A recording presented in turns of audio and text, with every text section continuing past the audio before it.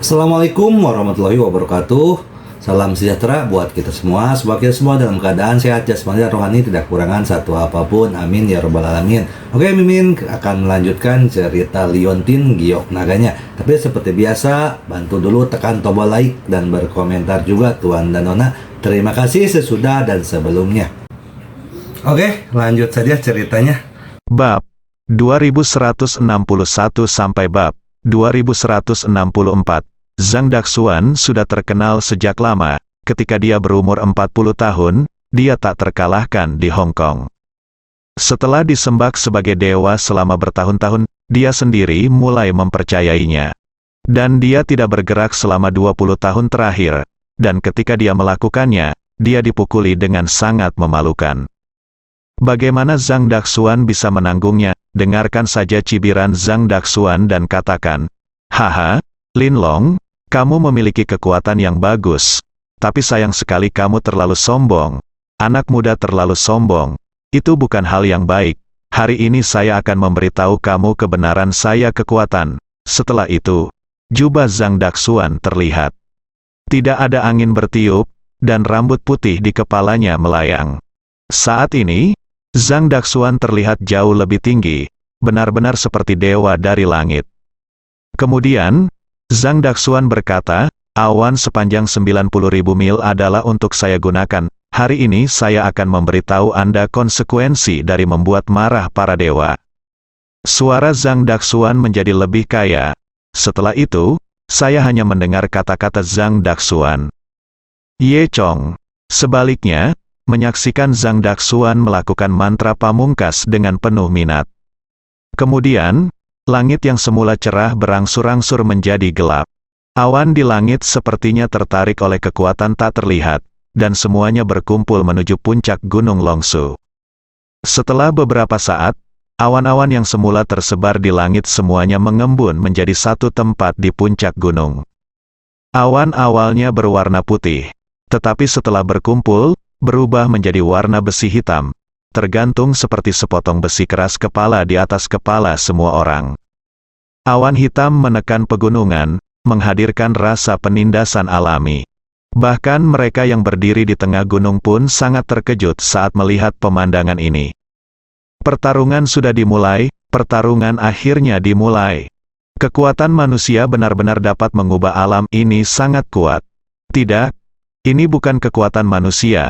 Ini adalah kekuatan Tuhan. Zhang Tianxi memang telah menjadi dewa. Semuanya luar biasa, dan para master yang mengaku terbaik di dunia seni bela diri di Hong Kong itu merasa malu saat melihat pemandangan ini di hadapan mereka. Mereka akhirnya mengetahui perbedaan antara dirinya dan orang nomor satu di kota Hong Kong. Di puncak gunung, guncangan visual akan semakin kuat. Seolah-olah awan hitam berada tepat di atas kepalanya, dan akan runtuh kapan saja, membawa bencana bagi orang lain. Menghadapi perubahan seperti itu, meski Ye Chong terkejut, dia tidak panik sama sekali. Dia berdiri di sana dengan tenang, membiarkan angin gunung menderu dan meniup sudut bajunya. Awan hitam di langit telah menyinari wajahnya menjadi hitam. Saya melihat Zhang Daxuan di hadapannya dengan tangan terbuka dan tertutup, dan dia menggumamkan kata-kata.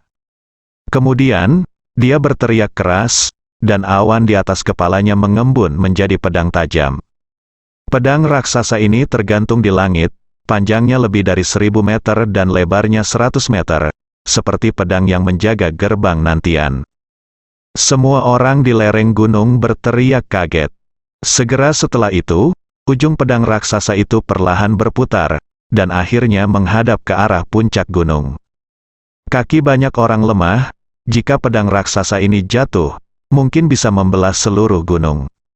Semua orang panik, dan beberapa ingin melarikan diri, tetapi ada terlalu banyak orang di sekitar dan mereka tidak bisa keluar. Semua orang di kuil Longsu juga berdiri dan memandangi pedang raksasa yang sepertinya mampu menghancurkan dunia ini. Tidak perlu pergi ke Gunung Longsu. Saat ini saya khawatir seluruh kota pelabuhan dapat melihat pedang raksasa para dewa ini. Kemudian, pedang raksasa itu jatuh dari langit dan menembus puncak gunung. Pedang raksasa itu bergerak sangat cepat, menyebabkan api muncul dari gesekannya. Di kedua sisi tubuh pedang hitam, api merah menyala, dan ada tekanan yang menakjubkan. Ye Chong juga mengangkat kepalanya dengan penuh minat dan melihat pedang raksasa yang menikamnya. Bayangan pedang raksasa hitam yang terpantul di pupil matanya semakin membesar. Rasio antara Ye Chong dan pedang raksasa itu seperti rasio antara semut dan pedang biasa. Betapapun kuatnya semut, mereka tetap tidak dapat dihentikan. Namun, Ye Chong bukanlah seekor semut. Ye Chong mendengus dingin dan mengepalkan tangan kanannya. Ketika ujung pedang raksasa itu jatuh di depan Ye Chong dan energi pedang besar mengenai wajahnya, Ye Chong meninju. Pukulan ini sepertinya tidak memiliki keterampilan sama sekali, tapi mengandung kekuatan besar Ye Chong. Lalu, terdengar ledakan keras, suara itu menyelimuti seluruh Gunung Longsu. Gelombang ledakan besar menyebar ke segala arah dari puncak Gunung Longsu, menghancurkan semua pepohonan, bunga, dan tanaman di sekitar puncak gunung. Bahkan mereka yang berdiri di puncak gunung merasakan bumi bergetar di bawah kaki mereka. Tabrakan ini berlangsung selama setengah menit. Kemudian, semua orang melihat asap hitam tebal membubung dari puncak gunung. Setelah beberapa saat, ketenangan kembali ke puncak gunung. Langit kembali cerah dan matahari menyinari gunung. Seolah-olah semua yang terjadi hanyalah hayalan orang dan tidak terjadi apa-apa. Butuh waktu lama bagi semua orang untuk bereaksi. Apakah ini sudah berakhir? Lu Zeren bertanya. Lu Tianhua menatap puncak gunung, mengerutkan kening. Sudah berakhir. Siapa yang menang? Lu Zeren bertanya lagi. Lu Tianhua menggelengkan kepalanya, dia juga tidak tahu. Dia juga sangat gugup. Seharusnya Zhang Tianxi yang menang.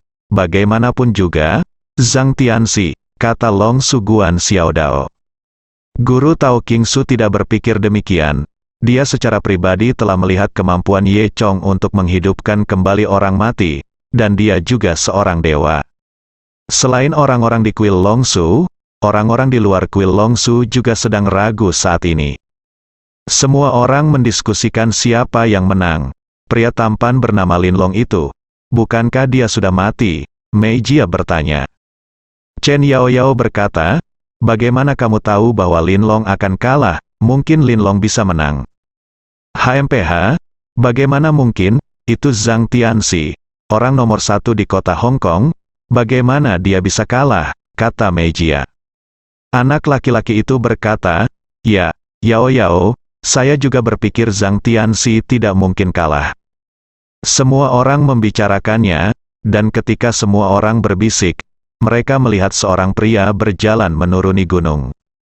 Saya tidak tahu siapa yang memiliki mata tajam, tetapi orang pertama yang menyadarinya berteriak turun. Pada saat ini, orang-orang yang berkumpul di pintu masuk kuil Longsu, seperti sekelompok orang gila, menghadap pintu Longsu yang terbuka. Tempel lagi. Aku meremas pintu dan ingin masuk melalui pintu untuk melihat siapa yang turun. Saat ini, orang-orang di dalam kuil Longsu sudah melihat wajah pengunjung dengan jelas. Itu adalah Ye Chong, dengan kata lain, itu adalah Lin Long. Semua orang tercengang. Zhang Daxuan dan Lin Long bertengkar di puncak gunung, dan Lin Long lah yang akhirnya turun. Itu berarti orang nomor 1 di kota Hong Kong, Tuan Zhang Daxuan, telah meninggal. Bahkan Zhang Daxuan bukanlah tandingan Lin Long melihat kota Hong Kong. Siapa yang berani begitu berani? Dan orang-orang di depan pintu itu akhirnya melihat hasilnya. Banyak orang menarik napas di luar dugaan, hal yang paling mustahil justru terjadi. Dan ketika Lu Tianhua melihat Ye Chong turun gunung, hatinya berdebar. Dia tahu bahwa keluarga Lu telah berakhir dengan jatuhnya Zhang Daxuan. Pada saat ini, tokoh penting lainnya di kuil Longsu memberi hormat kepada Lin Long satu demi satu. Tuan Lin Long, kalahkan Zhang Tianxi. Mulai sekarang, Anda akan menjadi orang nomor 1 di kota Hong Kong. Lin Long, mulai hari ini, komunitas seni bela diri di kota Hong Kong menghormati Anda. Lu Zeren menelan ludah, bersembunyi di belakang semua orang, dan menatap Ye Chong dengan tenang. Dia berharap Ye Chong tidak akan pernah melihatnya. Sayangnya, apa yang terjadi bertentangan dengan harapan Ye Chong mengabaikan pujian dari orang-orang di sekitarnya, tetapi melihat melewati kerumunan dan memandang keluarga Lu. Semua orang di keluarga Lu ketakutan saat mereka tertangkap oleh tatapan Ye Chong. Wajah Lu Zeren menjadi pucat, tapi dia masih melindungi Lu Anqi di belakang punggungnya. Saat ini, Ye Chong perlahan berjalan menuju semua orang di keluarga Lu. Melihat ini, yang lain menyingkir, dan orang-orang yang berdiri di depan pintu terdiam dan menatap situasi dalam pandangan Longsu. Keluarga Lu tiba-tiba menjadi fokus penonton. Tapi Lu Tianhua tidak senang. Dalam sekejap mata, Ye Chong telah sampai di dekat Lu Tianhua. Lu Tianhua membungkuk dan memberi hormat, Tuan Linlong. Saya, Lu Tianhua, bersedia menanggung dosa keluarga Lu. Saya hanya meminta Tuan Linlong untuk melewati keluarga Lu saya yang lain dan memberi keluarga Lu saya jalan untuk selamat. Nada suara Lu Tianhua memohon. Lu Tianhua ini juga merupakan salah satu tokoh teratas di kota Hong Kong, dan menurut senioritas, dia satu generasi lebih rendah dari Zhang Daxuan. Namun kini, dia harus merendahkan diri dan meminta maaf kepada seorang pemuda. Ketika semua orang melihat ini, mereka semua menghela nafas. Ye Chong tidak berbicara, Tuan Linlong. Saya bersedia membayar. Saya bersedia membayar 3 kali lebih banyak, 900 juta, saya hanya meminta Anda memaafkan kami, kata Lu Zeren juga. Ye Chong mendengus dingin, sudah terlambat, jika saya mengetahui hal ini sebelumnya. Mengapa repot-repot ketika Anda memutuskan untuk gagal membayar hutang Anda dan menemukan Zhang Daxuan? Anda harus siap menanggung konsekuensinya. Lu Tianhua dan Lu Zeren menurunkan mereka kepala, menyesalinya. Lu Zexi, sebaliknya, berdiri di belakang tanpa mengucapkan sepatah kata pun dan tanpa ekspresi di wajahnya. Di belakang Lu Zeren, mata Lu Anqi memerah, dan dia tahu itu semua salahnya. Saya, Linlong, bukan seseorang yang saya main-main dengan santai. Anda meminta Zhang Daxuan untuk bertarung dengan saya. Sekarang Zhang Daxuan sudah mati. Keluarga Lu Anda juga harus membayar harganya, kata Ye Chong. Tuan Linlong, jika Anda harus membunuh saya mohon Anda membunuh saya. Gunakan hidup saya untuk memberi keluarga Lu cara untuk hidup. Tolong tunjukkan belas kasihan kepada Tuan Linlong, kata Lu Tianhua. Dia juga tahu bahwa masalah hari ini tidak dapat diselesaikan, jadi dia hanya bisa menggunakan nyawanya sendiri dengan harapan bisa kembali ke keluarga Lu. Tidak, Tuan Linlong, jika Anda ingin membunuh, bunuh saja saya mengundang Tuan Zhang Tian ke sini, kata Lu Zeren. Lu Tianhua menatap dan berkata kepada Lu Zeren, diam, kamu ingin mati, kamu tidak memenuhi syarat. Lu Zeren berkata, ayah, keluarga Lu kami tidak dapat hidup tanpamu. Hei, Zeren, saya pada usia ini, kematian bukanlah hal yang disayangkan. Jika saya dapat membawa kedamaian bagi keluarga Lu dan membuat Tuan Linlong tenang, apa yang akan terjadi jika saya mati? Lu Tianhua menghela nafas dan berkata dengan serius. Ye Chong tidak menyangka bahwa pada saat kritis, ayah dan anak keluarga Lu tidak akan takut. Pada saat ini, Lu Anqi berdiri dan berkata kepada Linlong. Tuan Linlong, semua ini salahku. Tapi temanmu Ye Chong juga bukan orang baik, tolong lepaskan kami. Kamu mau? Aku akan memberimu semuanya. Kemudian, wajah Lu Anqi tiba-tiba memerah dan dia berbisik. Baiklah, jika kamu menginginkanku, aku juga bersedia. Ye Chong, pada saat ini, Lu Zexi masih di sana, berdiri kembali, tanpa berkata apa-apa. Tapi wajahnya hampir tidak bisa menyembunyikan ekspresi sombongnya. Jelas sekali, rencananya untuk membunuh seseorang dengan pisau pinjaman berhasil. Terlepas dari apakah Ye Chong membunuh Lu Tianhua atau Lu Zeren, keluarga Lu akan kehilangan kepercayaan pada ayah dan anak di masa depan. Kemudian Lu Zexi dapat mengambil kesempatan untuk merebut posisi kepala keluarga. Dia tidak peduli sama sekali sekarang, bahkan jika dia memenangkan posisi kepala keluarga, apa yang tersisa dari keluarga Lu? Bagaimanapun, selama dia membunuh Lu Tianhua, itulah tujuannya. Kamu tidak perlu memutuskan siapa yang aku bunuh, kata Ye Chong dingin. Lu Tianhua dan Lu Zeren segera menutup mulut mereka.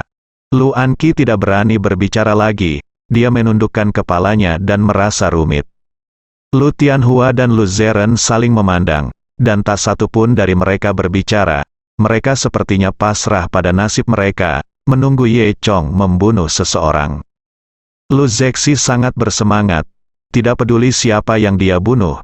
Setelah turun gunung hari ini, keluarga Lu akan menjadi miliknya.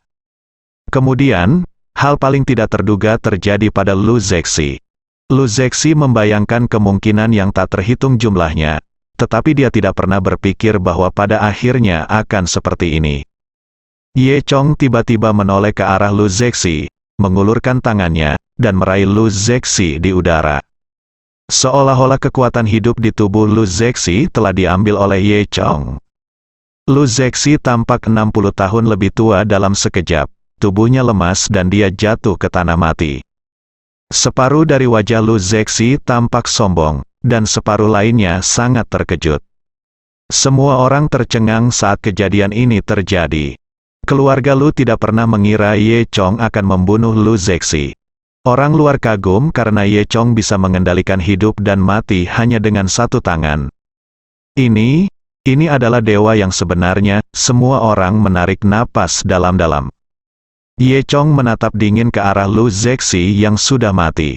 Lu Zexi ini punya semua rencananya dan ingin menggunakan Ye Chong untuk membunuh seseorang dengan pisau pinjaman. Tapi bagaimana Ye Chong bisa dengan mudah dieksploitasi? Sejak dia mengirim Lu Anqi kembali, Ye Chong dapat melihat sesuatu yang tidak biasa tentang Lu Zexi dari ekspresi semua orang di keluarga Lu. Kemudian, dia diam-diam menggunakan mata Dewa Naga untuk mengetahui pikiran Lu Zexi.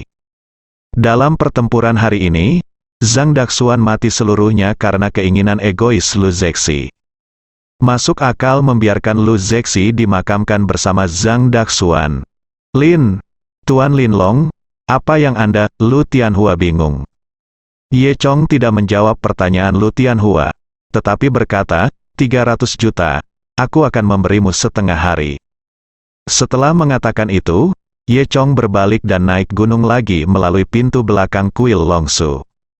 Di dalam dan di luar kuil Longsu, hanya tersisa sekelompok orang pemakan melon yang tertegun. Ketika Lu Anqi melihat pamannya meninggal secara misterius di tangan Linlong, dia sangat ketakutan sehingga dia bersembunyi di belakang Lu Zeren dan mulai menangis. Lu Tianhua dan Lu Zeren saling memandang, tapi Lu Tianhua segera menemukan kuncinya. Memikirkannya sekarang, keluarga Lu sudah lama ingin mengembalikan uang itu kepada Ye Chong, tetapi Lu Zexi lah yang menghalanginya. Selain itu, Lu Zexi bersikeras untuk menghadapi Ye Chong, yang tidak sejalan dengan karakternya. Setelah mengetahui hal ini, Lu Tianhua mengerti mengapa Ye Chong ingin membunuh Lu Zexi. Dia memandang Lu Zexi yang terbaring di tanah dan hanya menggelengkan kepalanya tanpa berkata apa-apa. Namun, dalam hati Lu Tianhua, dia lebih mengagumi Ye Chong. Pertempuran menentukan yang menggemparkan dunia ini berakhir seperti ini. Meski semua orang terkejut melihatnya, mereka tidak mengharapkan hasil seperti itu. Mereka selalu mengira Zhang Daxuan dan Zhang Tianxi, orang nomor satu di kota Hong Kong, adalah dewa. Namun setelah melihat kepiawaian Ye Chong dalam merenggut nyawa orang dengan satu tangan, mereka menyadari bahwa pemuda bernama Linlong ini benar-benar abadi. Saya khawatir Zhang Daxuan ini adalah dewa palsu. Dia terlalu lama berpura-pura menjadi dewa, jadi dia dibunuh oleh dewa yang sebenarnya. Bagaimanapun, ini semua mungkin merupakan balasan. Semua orang menyesali hal ini. Setelah itu, semua orang berjalan menuruni Gunung Longsu dengan jarang. Lu Tianhua untuk sementara meninggalkan tubuh Lu Zexi di Longsuguan, dan kemudian meninggalkan tempat itu bersama Lu Zeren dan Lu Anqi. Semua ini disebabkan oleh Lu Anqi. Lu Anqi menunduk dan berjalan di belakang ayahnya. Dia telah dimanjakan sejak dia masih kecil, dan kali ini, dia harus membayar mahal, dengan kematian seorang paman. Meskipun Lu Anqi tidak dapat melihat konspirasi di balik Lu Zexi. Namun, Lu Tianhua dan Lu Zeren telah mengetahui Lu Zexi. Lu Zeren melihat bahwa Lu Anqi sedang dalam suasana hati yang buruk. Jadi dia berkata, "Tidak apa-apa Anqi, selama kamu baik-baik saja, Yikuyu, itu benar, Jersey telah kehabisan. Semua agennya dan kematian bukanlah hal yang disayangkan. Ngomong-ngomong tentang yang mana, kami juga ingin berterima kasih kepada Tuan Linlong," kata Lu Tianhua. Lu Zeren berkata, "Tuan Linlong ini sangat kuat, dia bahkan mengalahkan Zhang Tianxi, akan sangat bagus jika kita bisa memperkuatnya." "Ya, itu semua salahku karena buta," kata Lu Tianhua. Lu Zeren berkata, "Namun, ayah, identitas Tuan Linlong benar-benar misterius. Kami telah lama menyelidiki di daratan dan tidak dapat memperoleh informasi apapun." Pada saat ini, Lu Anqi tiba-tiba teringat sesuatu. "Kakek. Ayah, aku sepertinya punya kesan saat kami berada di klub makan malam. Linlong yang asli hadir dan berbicara mewakili Ye Chong." Saat itu, Lu Anqi sangat gugup hingga dia tidak memperhatikan nama Linlong. Kemudian, dia hanya fokus pada penampilan Ye Chong yang berubah dan sangat tampan, dan mengabaikan nama Linlong. Sekarang setelah dia tenang, Lu Anqi tiba-tiba teringat semuanya. Linlong juga harus menjadi orang penting di ibu kota, karena petinggi di ibu kota menghormatinya. Lu Anqi berpikir sejenak, tapi, aku ingat Linlong tidak terlihat seperti ini. Meskipun Lu Anqi tidak ingat Linlong yang asli. Seperti apa rupanya? Namun, dia yakin Linlong tidak mungkin setampan itu. Kalau tidak, dia pasti akan mengingatnya.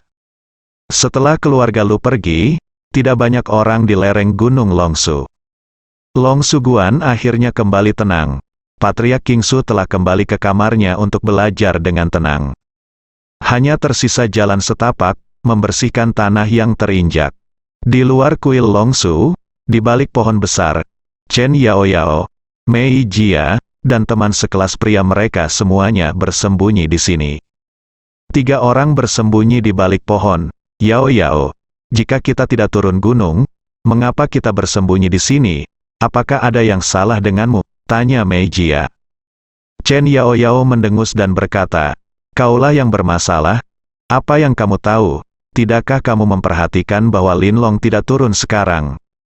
"Jadi apa?" Mei Jia bertanya. Chen Yaoyao berkata dengan nada menghina, "Cepat atau lambat dia akan turun gunung. Saya kira dia akan menunggu sampai semua orang pergi sebelum dia turun gunung. Jadi jika kita bersembunyi di sini, kita pasti akan melihatnya." Teman sekelas laki-laki berkata, "Yao. Yao, kamu benar sekali. Yao, kamu terlalu pintar." Mei Jia mendengus dan bergumam dengan suara rendah, "Hebat sekali." Namun, saat ini, Mei Jia sudah mulai berfantasi di dalam hatinya. Jika Linlong benar-benar ketika dia turun dan melihat dirinya sendiri, apakah Linlong akan jatuh cinta padanya? Alangkah baiknya jika Linlong jatuh cinta padaku. Jika ini terungkap di sekolah, semua gadis cantik di sekolah dan gadis cantik di kelas harus memberi jalan padaku.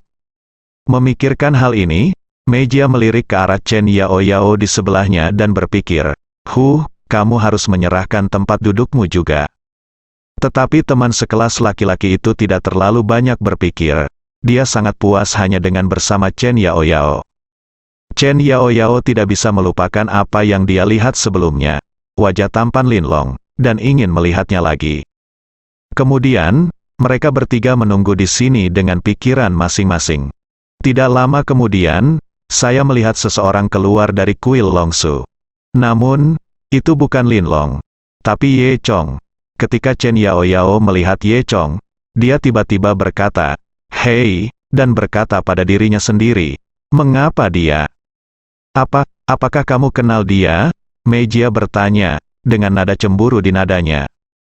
Chen Yaoyao mendengus, "Aku pernah bertemu dengannya sekali, tapi aku tidak mengenalnya." Mendengar ini, Mei Jia merasa jauh lebih santai.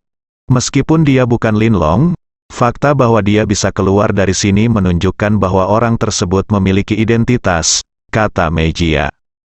Chen Yaoyao mendengus, "Identitas apa yang dia miliki?" Aku bercanda.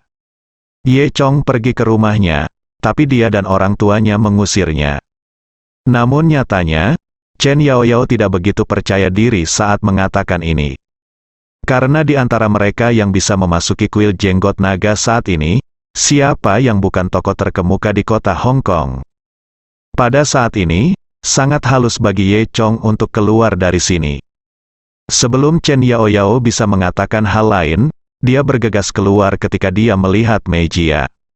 "Aku tidak peduli, aku akan mengenalnya," kata Mei Jia. Saat Chen Yaoyao ingin menahan Mei Jia, semuanya sudah terlambat. Dia tidak punya pilihan selain mengikutinya keluar. Ye Chong kembali ke puncak gunung, berharap menunggu sampai orang-orang di tengah gunung bubar sebelum pergi. Setelah menghitung waktunya hampir habis, Ye Chong berjalan menuruni gunung dan berubah menjadi penampilan aslinya. Satu-satunya cara turun gunung adalah melalui kuil Longsu. Ketika Ye Chong masuk ke kuil Longsu, dia benar-benar terkejut dengan jalan yang menyapu. Dia ingat bahwa Lin Long adalah satu-satunya yang mendaki gunung Longsu saat itu. Mengapa sekarang ada orang lain yang turun? Namun, hal-hal aneh terjadi setiap tahun, terutama saat ini. Xiao Dao tahu hari ini tidak biasa, jadi dia tidak berani bertanya lagi. Ye Chong berjalan menuruni gunung Longsu dengan sikap angkuh.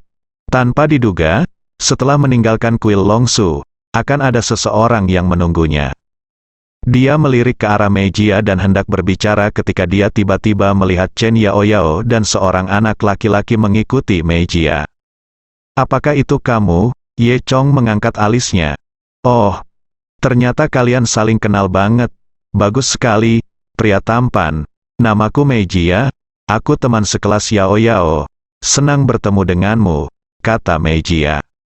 Ye Chong tersenyum tipis. Berpikir Mei Jia ini jauh lebih pintar daripada Chen Yaoyao. Chen Yaoyao melirik Ye Chong dan bertanya, "Apa yang kamu lakukan di sini?" "Kamu tidak perlu khawatir lagi," kata Ye Chong.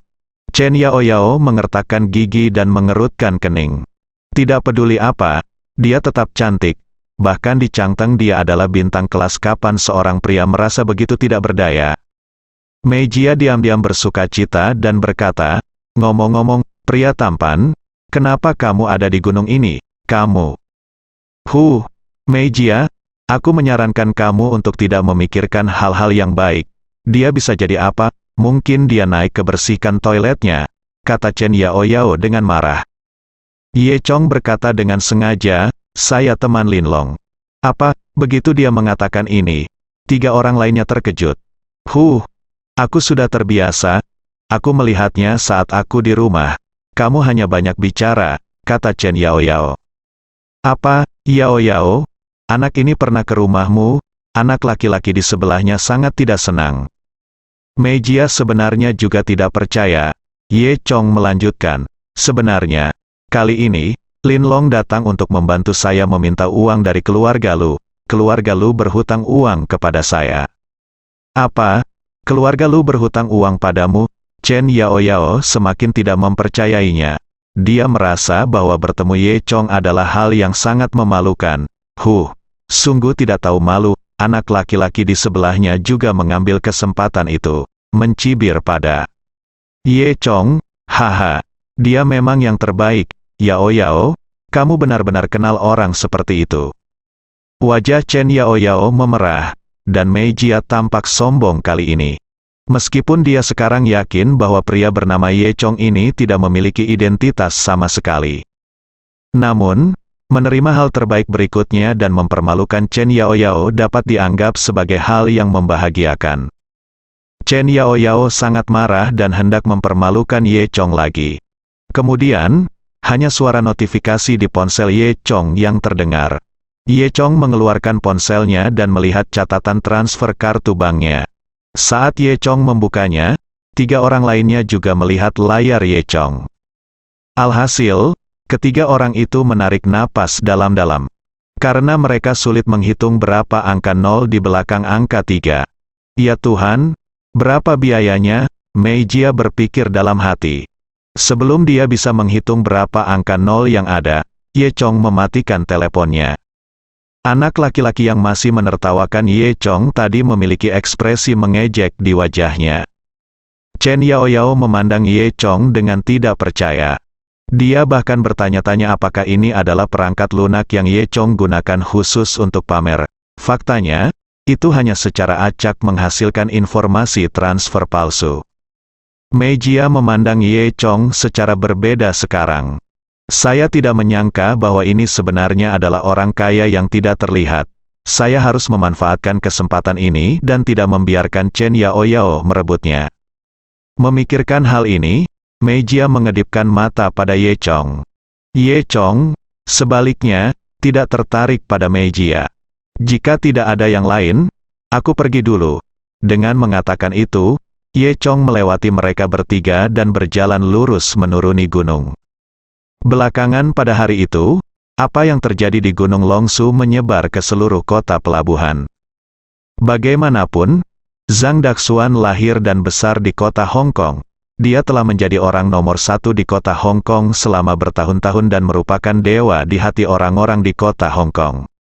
Dewa-dewa mereka sendiri terbunuh, dan orang-orang tentu saja meratap. Namun, meski merasa menyesal, saya juga merasa sedikit lebih kagum pada Lin Long yang muda dan tampan ini.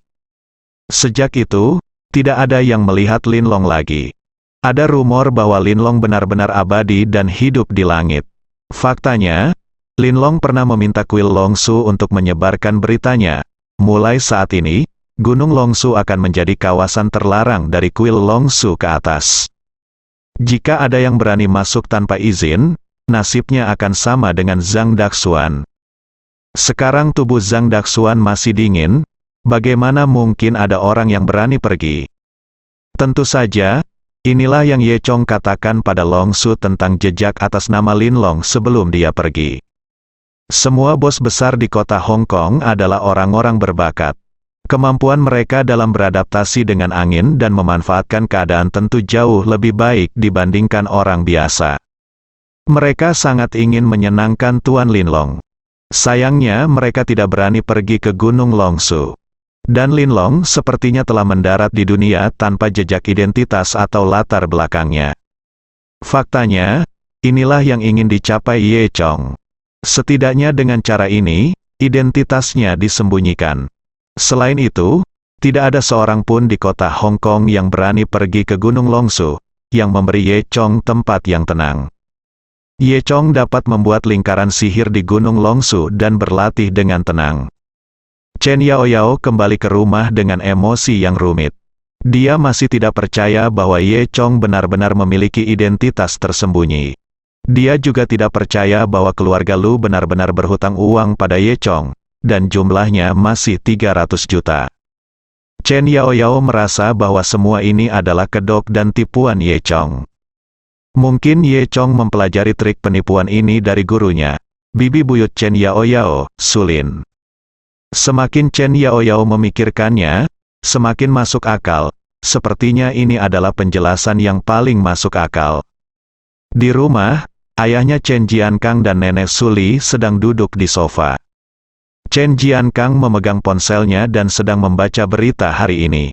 Berita di kota Hong Kong tidak bisa lepas dari pertarungan antara Lin Long dan Zhang Daxuan.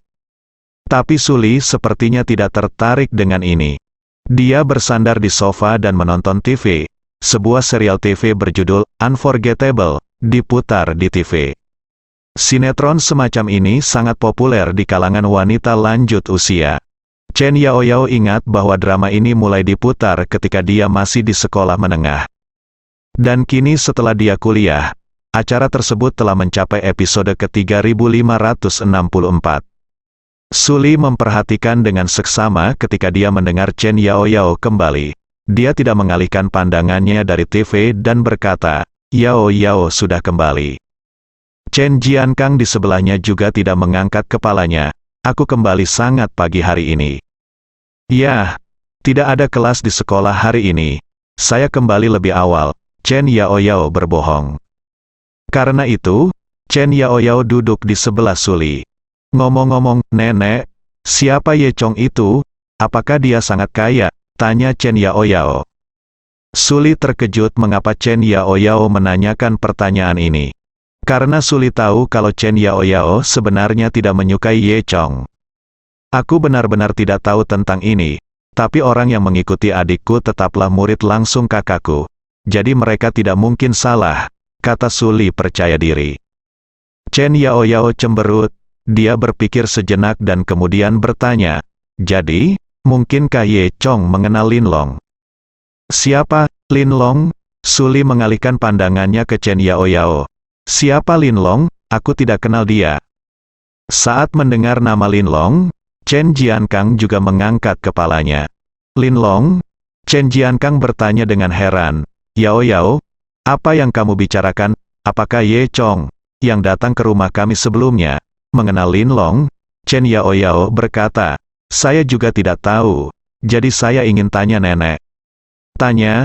Chen Jiankang merasa lega ketika mendengar bahwa itu adalah tebakan acak Chen Yaoyao. Yaoyao, berhentilah bicara yang tidak masuk akal.